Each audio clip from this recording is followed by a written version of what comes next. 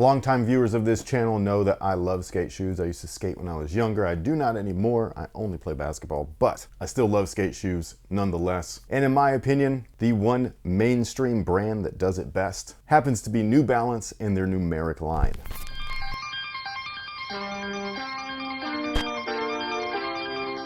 Hey, what's going on, guys? My name's Chris. Welcome back to the official WearTesters.com YouTube channel. Today we got a detailed look and breakdown on these bad boys right here. This is the New Balance Numeric 933, also known as the New Balance Andrew Reynolds. This is the box just in case you want to know what it looked like. I personally think it's kind of cool. And then these are the shoes. These are, or have been, not easy to find. Skaters are loving these. I think that it's awesome. This feels like an amazing shoe. I've reviewed a few different New Balance Numeric models. I think that the Tiagos are fantastic. It's like a brand has taken what it's learned from its running products or its more mainline products, and they've converted it into what skaters want and need with their numeric models. And the Andrew Reynolds shoe is just no different. Like, this thing might be the best of the best. But anyways, before I deep dive into these, I just want to say that there are some channels out there that were invited, I assume, by New Balance for press stuff. They got to not just interview the legend Andrew Reynolds, but also the designer of the shoe itself. And I watched a few different videos from different channels. I think that the best one with the most useful and amazing information comes from the YouTube channel Shred Shop. So if you have not checked out either that channel or that video, I highly recommend it. I think it's awesome. Everything from production to the questions and the answers, just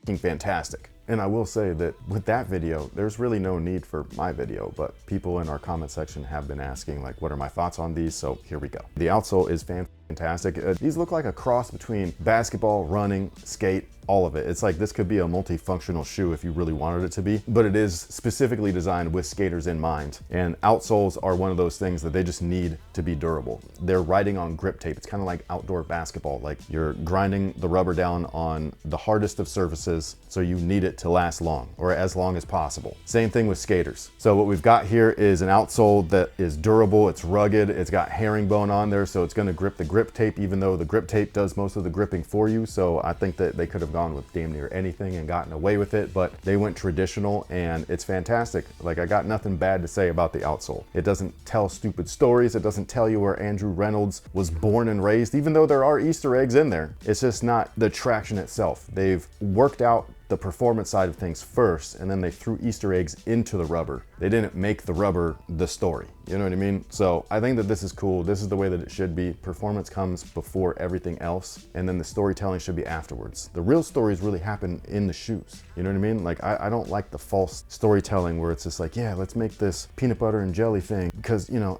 he grew up. Like, bro, all of us did, man. The real stories are what happens in these products. Those are the stories, not just with the professional athletes, but what we do in them as the consumer of the product. You look at that one shoe, you're like, bro, this is the first time I ever grinded down a rail, or this is the first time I ever dunked or won a championship in my rec league, whatever. Those are the real stories, and I think that those stories are awesome. But yeah, they're using their endurance rubber. It's their durable stuff. They use it across multiple different footwear categories, skating included. Now, when you do look at the outsole, they're kind of taking a play from other brands where it's a little bit translucent. This is not going to affect performance on a skateboard because of the grip tape. Again, the grip tape's doing a lot of the heavy lifting, but it does allow you to see the tech that's inside, which just so happens to be Absorb, and the Absorb is super comfortable. This is done up kind of differently than the previous models like the Tiagos and stuff that we have reviewed, where they do use Absorb as well, and it's inside of a cup sole, much like this. But this one's done more in line, I guess, with their running product, if anything, not just visually, but performance-wise too. And I just think that it's really awesome. So you can see that, yes, there is a cup sole here, and inside that cup sole is actually a dual density setup. So a dual density foam setup, to be specific. And instead of it just being inside the cup sole, like on the Tiagos, where it just like pokes out through the midsole, through the midfoot, and through the heel and stuff, this one, it's fully like exposed because the cup sole only runs in the areas that you truly need it, at least in terms of skating itself. So the forefoot area and then this lateral midfoot area, like, that's the main cup sole zone. So if you turn the shoe, you can see that half of it's gray, and then the white portion right here, that's cup sole. Same thing here on the lateral side, you got cup sole all the way to the edge where it meets the gray. And yes, this looks like, you know, New Balance's end cap system that you would see in their running models, but this is a little bit different, even though similar concept, where you've got the stability stuff right here, and inside of that is all of the cushion.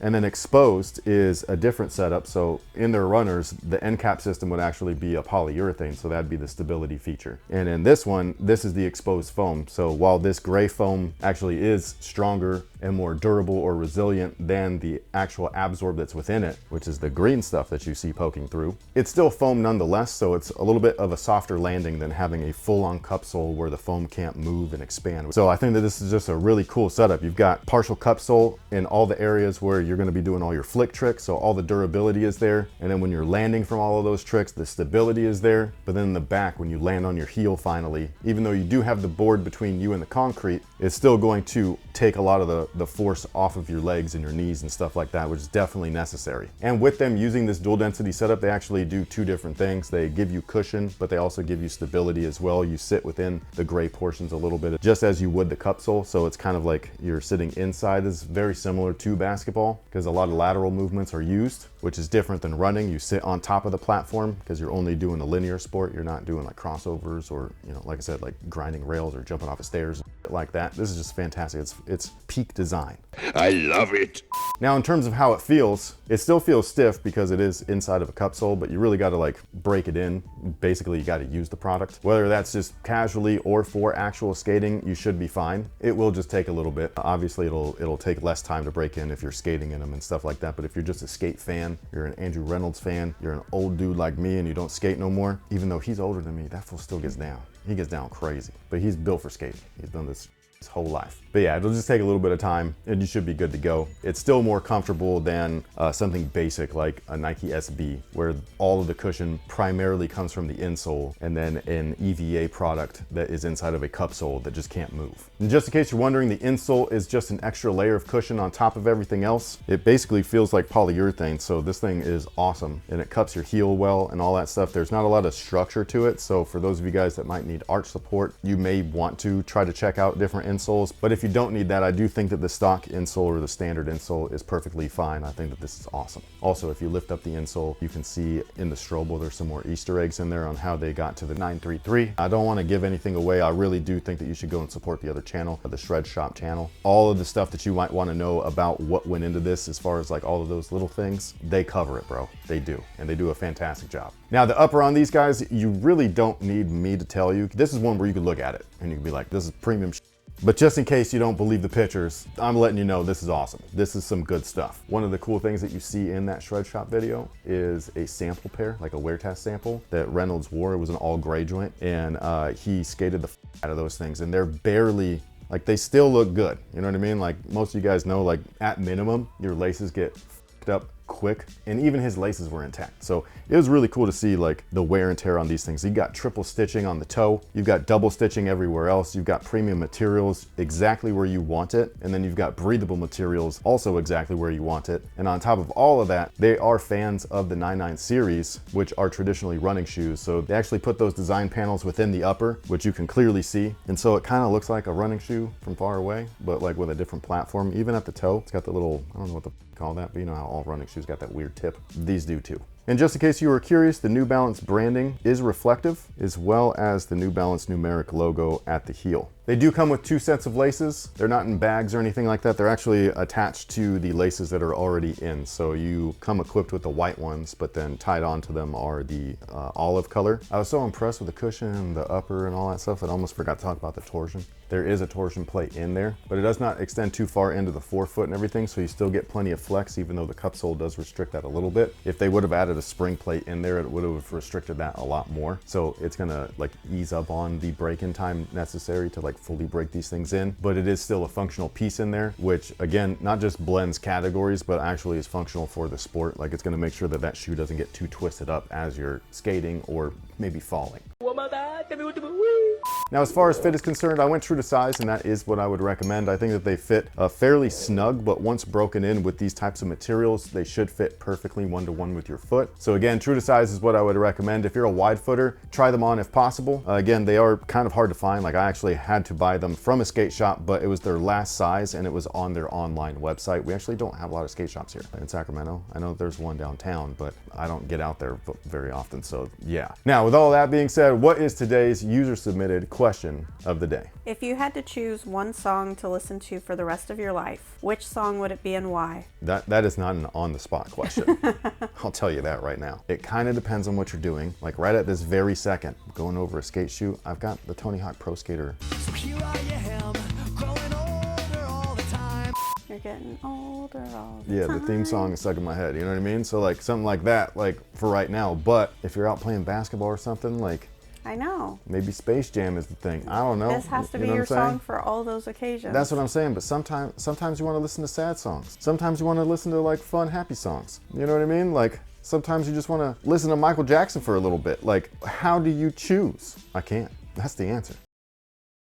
Don't roll your eyes. Music is important, okay? I know. Music is the key to someone's soul. So you can't just pick one for the whole, like your whole life. That would be depriving you of all the good things or all the small things. Do you have one? I sat here and Of course you did. I didn't have the instructions. because you had time with the question. What is your song? I decided not to pick like a favorite because favorites change all the time. Like you're saying, your moods or whatever. Yeah, exactly. But I decided to go with, well, what songs like do I get like pumped about? Mm-hmm.